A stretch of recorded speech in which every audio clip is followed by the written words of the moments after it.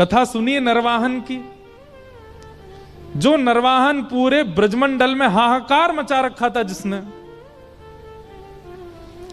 उसको पता चला कि श्री राधा वल्लभ लाल को लेकर के हितरवंश महाप्रभु पधारे हैं, और पता चला है कि खूब सारे सोने चांदी हीरे जवाहरात गहनों से लबालब संदूकें भर भर के लाए हैं।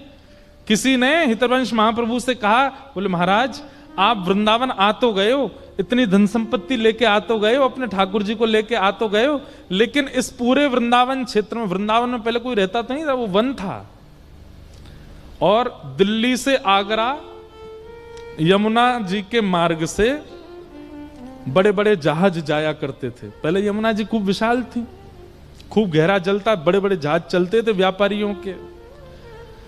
तो वृंदावन में नरवाहन रहता था जो कि अपनी समस्त मंडली के साथ उन जहाजों को लूटता था। उसका इतना खौफ था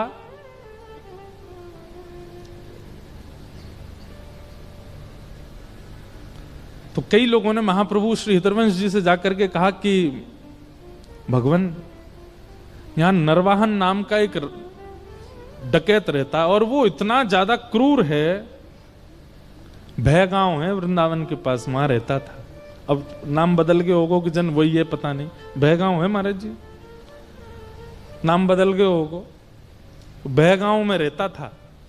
उसका नाम ही गांव का क्या था, भयगांव। सबको भय लगता था उससे। तो महाप्रभु जी से किसी ने कहा, बोले कि आप एक बार नरवाहन से मिल लीजिए और उसको बता दीजिए कि आप ठाकुर जी लेके आए हैं और आपके पास इतनी सामग्री है, इतना धन है, कहीं वो कल को आक्रमण ना करे।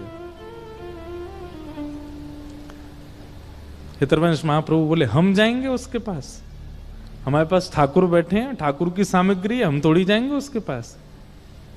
और कदम्ब टेर, मदन टेर, ऊंची ठौर श्री राधा वल्लभ जी को विराजमान कर दिया। कोई मंदिर नहीं, वृक्ष के नीचे श्री कुंज में ठाकुर जी रहते थे।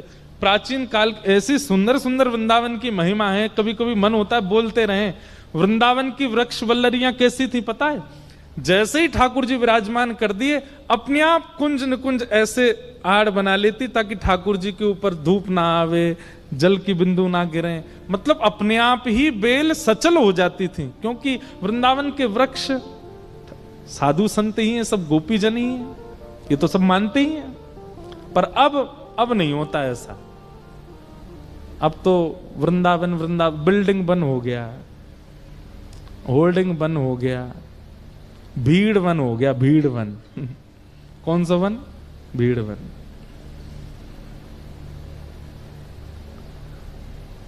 मदन टेर ऊंची ठौर पर राधा वल्लभ जी विराज रहे थे, और किसी ने जाके नरवाहन से कह दिया, बोले कि वो आए हैं हितरवंश महाप्रभु, उनकी 2 पत्नियां हैं, उतने सारे धन लेकर के आए हैं, और हमने उनको कहा कि भैया नरवाहन को जाकर के थोड़ा बता तो दो। तो बोले कौन नरवाहन, हम थोड़ी जाएंगे उसके पास। नरवाहन को आया क्रोध, लेकर के तलवार, और जा रहा है। जैसे ही पहुंचा तो प्रातः काल का समय था, श्री राधा वल्लभ जी का श्रृंगार करके श्री हितरवंश महाप्रभु सन्मुख बैठे हैं, रूप माधुरी का दर्शन कर रहे हैं। बसो मोरे नैनन में 2 चंद, गा रहे हैं। और तभी वहां नरवाहन का आना हुआ। तो नरवाहन ने आकर के जो झाड़ी थी चारों तरफ, केवल एक झाड़ी को अपनी तलवार से पकड़ करके किनारे किया है, और उस झाड़ी की आवाज से महाप्रभु जी ने केवल इतना मुख पीछे किया है, आधा मुख, ऐसे पीछे पूरे नहीं मुड़े, केवल इतने मुड़े हैं। और यहां जहां ठाकुर जी खड़े इतनी पीछे, बिल्कुल पीछे नरवाहन है, केवल इतना मुख देखा महाप्रभु जी का, और इतना मुख देखते ही हाथ से तलवार गिर गई, स्तब्ध हो गया, शरीर कंपायमान होने लगा। पहले तो महाप्रभु जी को देखा, फिर सामने खड़े श्री राधा वल्लभ जी को देखा। ऐसी सुंदर जोड़ी कभी देखी नहीं उसने जीवन में। घुटनों के बल, अभी कुछ कहा तक नहीं है महाप्रभु जी ने, उठे तक नहीं है, बोले तक नहीं है, पूरा देखा भी नहीं है उसको, केवल आधा मुख देखने मात्र से नरवाहन की स्थिति ऐसी होगी, रोने लगा। और दौड़ करके नीचे आया और आकर के एक कक्ष में जाकर के केवल रोने लगा। किसी से नाम पूछा, ये कौन है? बोले ये महाप्रभु श्री हितरवंश महाप्रभु। और ये कौन है?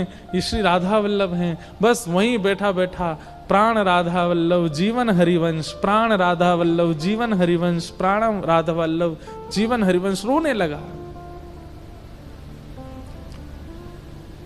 ये भजन का बल केवल आधे मुख के दर्शन से अत्यंत क्रूर परिवर्तित हो गया। हमारी उपस्थिति